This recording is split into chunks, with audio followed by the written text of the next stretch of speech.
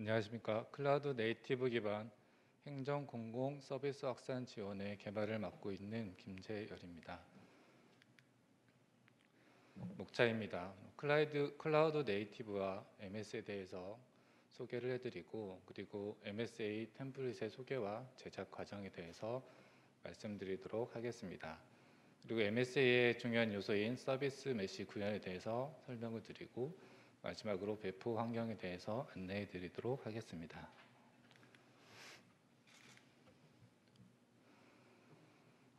이제 클라우드 이전에는 서버마다 정해진 기능들이 있고, 아마 서버마다 IP나 네임이 주어지고 기능들을 수동으로 관리를 했었습니다. 그래서 서버의 확장이나 이관이 굉장히 복잡한 작업이었죠. 하지만 클라우드 환경에 와서는 그런 것들이 더 이상 중요하지 않고 그 리소스들을 자유롭게 사용할 수 있는 환경이 되었습니다. 그래서 서버의 확장이나 이관이 굉장히 용이한 그런 환경을 갖추게 되었죠. 자, 이런 클라우드 환경으로 시스템을 옮긴 이후에 어떻게 하면 애플리케이션을 만들고 배포하는 게 효율적일까, 이런 고민들을 많이 했을 거예요. 그래서 시스템을 클라우드로 옮긴 이후에 이제 서비스를 작게 나눕니다. 그리고 서비스 메시를 적용을 하고 컨테이너 기반의 독립적인 환경을 구축을 합니다. 그리고 통합과 배포가 지속적으로 이루어질 수 있도록 CI와 CD를 적용을 합니다. 그러면 운영과 개발이 통합되는 데브옵스 문화도 쉽게 적용을 할 수가 있게 되는 것이죠. 그래서 단순히 서버를 클라우드로 옮겼다고 해서 이게 클라우드에 적합한 애플리케이션을 운영하고 있다라고 말할 수는 없고, 실제 클라우드에서 애플리케이션까지 적합하게 만들어야지 그게 정말 클라우드 네이티브라고 할 수가 있겠습니다. 예를 들어서 어떠한 시스템이 있을 때 이 시스템이 많은 API들을 요청을 다 담당을 하고 있습니다. 하지만 이 API 요청이 골고루 분포되게 몰리는 것이 아니고 어떠한 신청 서비스라는 곳에 몰린다고 가정을 했을 때 이 신청 서비스만 이렇게 서비스를 늘리고 싶은데 이게 하나로 뭉쳐 있을 때는 그걸 할 수가 없는 거예요. 그래서 이렇게 큰 서비스를 이 서비스 단위로 작게 나눕니다. 그리고 그것들을 서로 연결을 하죠. 이제 부하가 몰리는 서비스에만 그 오토 스케일링을 통해서 서버를 자유롭게 늘릴 수 있게 되는 환경을 갖추게 되었습니다. 이렇게 커다란 시스템을 작게 나누고 서로 연결하는 것이 MS의 기본 개념입니다.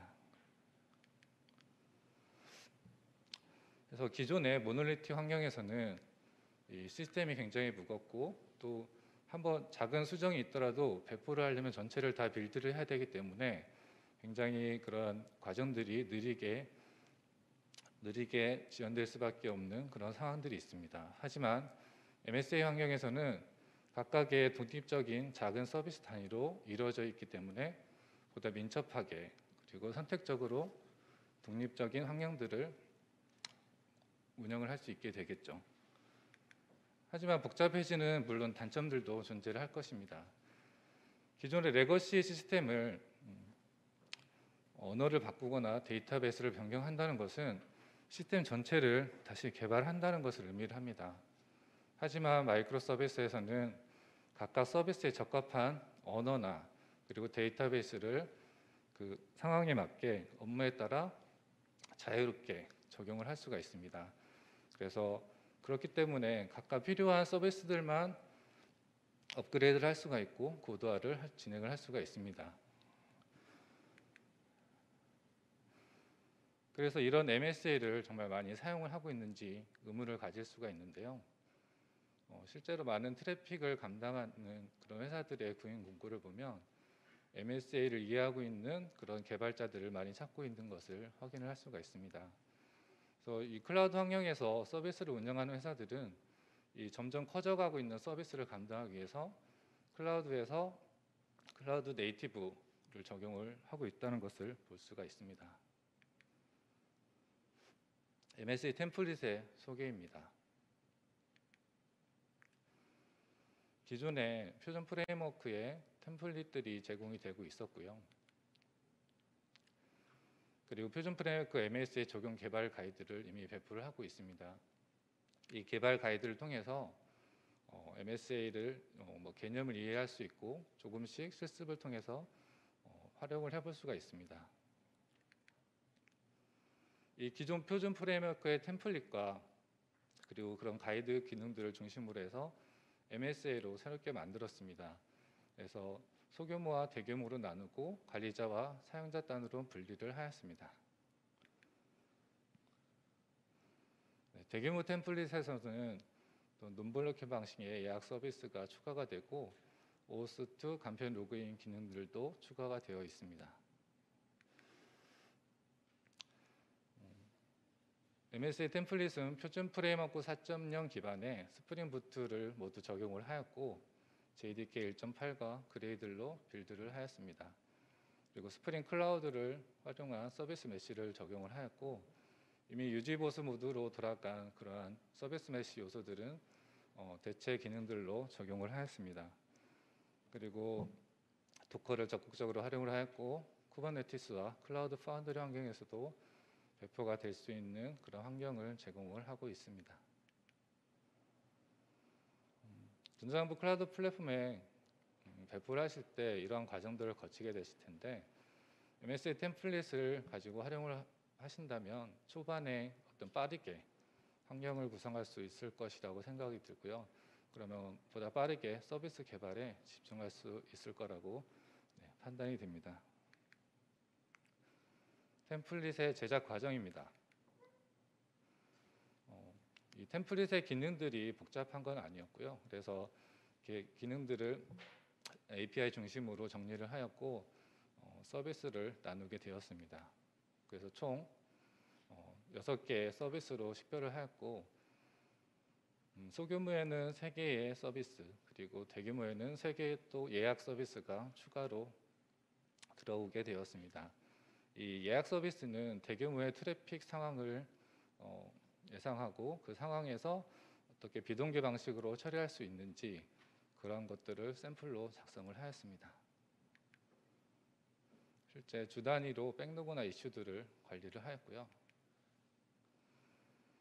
CI/CD 파이프라인을 작성을 하였습니다. 그래서 개발하고 테스트하고 저장수에 소스가 올라오면 빌드 도구를 통해서 빌드가 되고 도커 이미지를 생성해서 실제로 파스에 배포가 될 수 있는 그런 자동화를 구현을 하였습니다.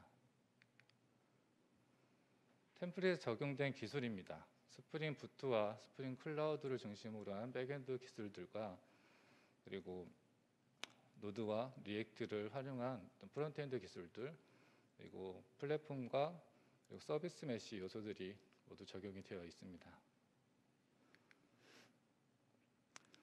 서비스 메시입니다. 이 서비스를 단순히 작게 나눈다고 해서 그게 MSA가 아니고 이 작게 나눈 시스템들을 서비스들을 서로 연결하고 통신할 수 있게 구성하는 것 그리고 또 그렇게 복잡해지는 환경에서 나오는 단점들을 보완하고 그리고 이점들을 살릴 수 있는 그런 것들을 서비스 메시를 통해서 구현을 하고 있습니다. 이 요소들을 하나씩 차례대로 살펴볼 텐데요. 먼저 컴피그 서버입니다. 운영 중에 어떤 설정 정보들이 변경이 되어 있을 때 각 애플리케이션의 그 정보들을 일일이 다 하나씩 수정할 수는 없을 것입니다. 그래서 이 컴피그 서버가 이 설정 정보들을 관리를 하고 그 애플리케이션들은 컴피그 서버에서 그 정보들을 받아가게 하고 있습니다. 그 정보들을 애플리케이션 내부에 두는 게 아니고 외부에 두고 그 정보를 읽어가도록 이렇게 구성을 하는 것이죠. 그리고 이 정보들이 자동으로 갱신이 될 수 있도록 중간에 메시지 브로커를 활용을 합니다. 그래서 이러한 그림과 같이 실제 설정 정보가 변경이 되면 그 변경된 설정 정보가 메시지 브로커로 전달이 되고 이 메시지 브로커를 수신하고 있는 서비스들 어떤 일종의 채팅방과 같은 그러한 채널이 개설이 됩니다. 그러면 그 채널에 들어와 있는 이런 서비스들이 그 정보를 받아갈 수 있도록 그래서 설정 정보들이 즉시 갱신이 될 수 있도록 그런 처리를 하고 있는 것이죠. 다음으로 API 게이트웨이입니다. API 요청이 들어왔을 때 이 API 요청에 대한 어떤 검증 작업이 필요한데, 그러한 검증 작업들을 각 서비스에서 처리하는 것이 아니라 앞단에 API 게이트웨이를 두고 이 게이트웨이에서 그러한 요청들을 전부 처리를 한 이후에 각 서비스로 라우팅이 되도록 하는 처리를 API 게이트웨이가 하고 있습니다. 그렇기 때문에 어떤 외부의 API 게이트웨이만 노출할 수도 있고 여러 보안적인 측면, 그런 이점들이 있을 수가 있습니다.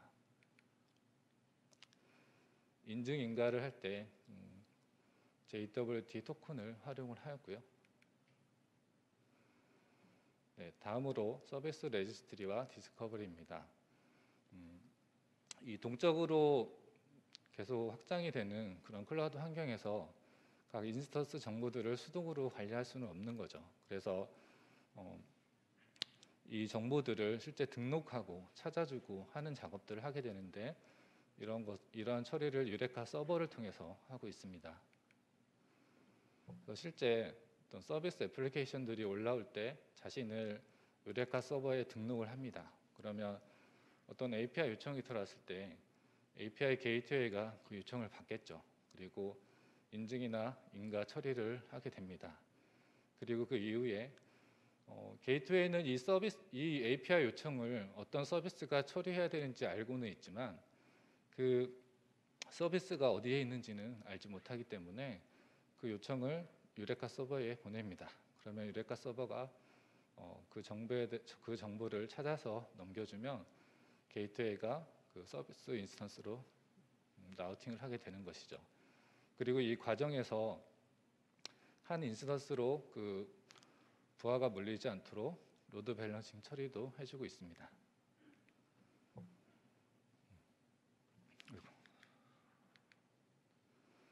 네, 실제 유레카 서버에 이렇게 접속을 해보면 이렇게 아래에 등록된 서비스들을 쭉 확인을 할 수가 있고요. 그리고 이 서비스에 어떤 인스턴스들이 몇 개가 올라와 있는지, 그리고 상태가 어떤지 그러한 정보들을 대시보드를 통해서 확인을 할 수가 있습니다. 다음으로 장애에 대한 문제입니다. 실제 서비스 간의 통신을 할 때 어떤 장애가 발생을 했을 때 이 장애가 다른 서비스로까지 전달이 되지 못하도록 하는 것을 서킷 브레이커라고 합니다. 예를 들어서 포털 서비스에서 게시판 서비스를 호출을 한다고 했을 때 이 게시판 서비스에 장애가 발생을 하는 경우 이 포털 서비스에서 응답이 계속 지연이 되겠죠. 근데 이러한 요청이 계속 들어오게 된다면 그 요청이 계속 쌓이고 결국에는 이 포털 서비스로까지 그 장애가 전파가 될 것입니다.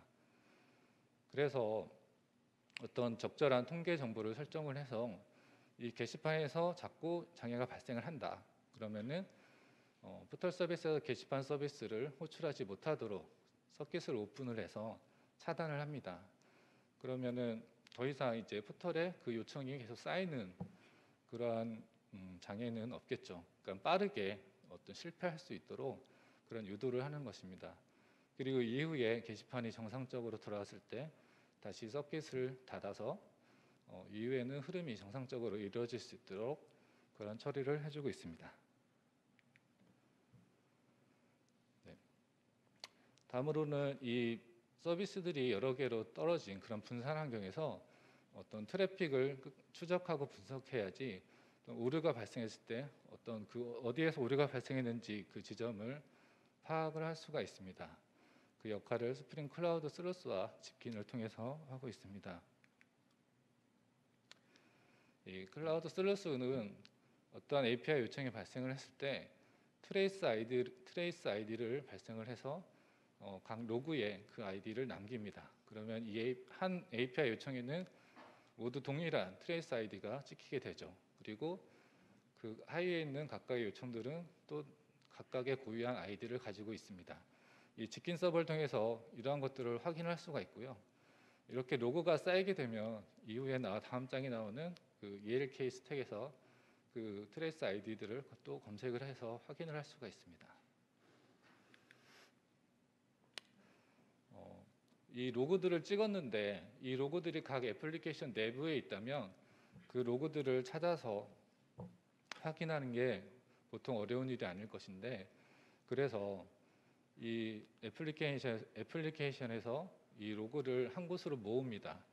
로고스탯으로 로고를 전송을 하면 로고스탯은 이 로고를 가지고 변환을 해서 엘라스티서치에 저장을 합니다. 그러면은 엘라스티서치에서는 이 로고를 저장하고 검색하는 기능을 제공을 하고, 키바나는 엘라스티서치에 접근해서 그 로고들을 가지고 보기 편하게 시각화를 해줍니다. 이렇게 앞글자를 따서 ELK 스택이라고 그렇게 부르고 있습니다. 실제 키바나에 접속을 해보면 이와 같은 화면을 보실 수가 있고요. 그래서 각 어떠한 로고들이 어떤 애플리케이션에서 로고들을 보냈는지, 그리고 트레이스 아이디들을 확인을 하고 검색할 수 있는 그런 기능들이 제공이 됩니다. 마지막으로 템플릿 배포 환경입니다. MSA 템플릿은 온프레미스 환경과 그리고 이아스 환경, 파스 환경에서 모두 배포할 수 있는 그런 환경을 제공을 하고 있습니다. 도커와 도커 컴포즈를 활용하고, 그리고 쿠버네티스와 클라우드 파운드리의 배포가 가능합니다. 클라우드 파운드리 배포하실 때 어떤 명세 파일을 작성을 하면 어떠한 서비스를 올릴 것인지, 그리고 환경 설정들을 작성을 해서 클라우드 파운드리에 푸시를 합니다. 그리고 어떤 그 외에 어떤 서비스들과 VM들을 연결을 해서 실제 배포를 하고 연동을 하게 됩니다.